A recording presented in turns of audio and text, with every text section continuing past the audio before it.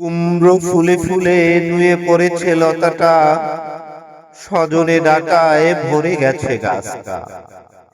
আর আমি ডালের বড়ি শুকিয়ে রেখেছি। খোকা, তুই কবে আসবি, কবে ছুটি? চিঠিটা তার পকেটে ছিল, ছেঁড়া রক্তে ভেজা।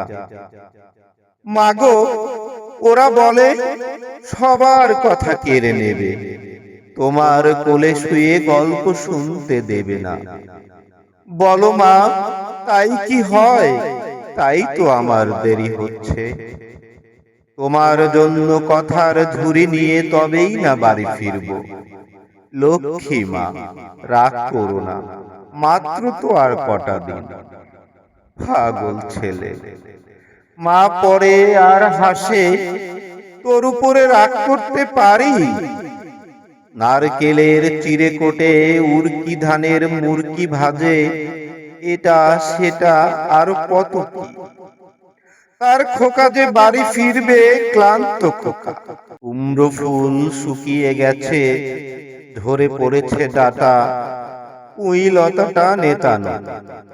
খোকা এলি? ঝাপসা চোখে মাতাকায় উঠোনে উঠোনে, যেখানে খোকার সব শকুনিরা ব্যবচ্ছেদ করে। এখন মার চোখে চৈত্রের রোদ উড়িয়ে দেয় শকুনিদের। তারপর দাওয়ায় বসে মা আবার ধান ভানে, বিন্নি ধানের খই ভাজে। খোকা তার কখন আসে, কখন আসে। এখন মার চোখে শিশির ভোর, স্নেহের রোদে ভিটে পড়েছে। কবিতাটি লিখেছেন কবি আবু জাফর ওবায়দুল্লাহ। ধন্যবাদ সকলকে।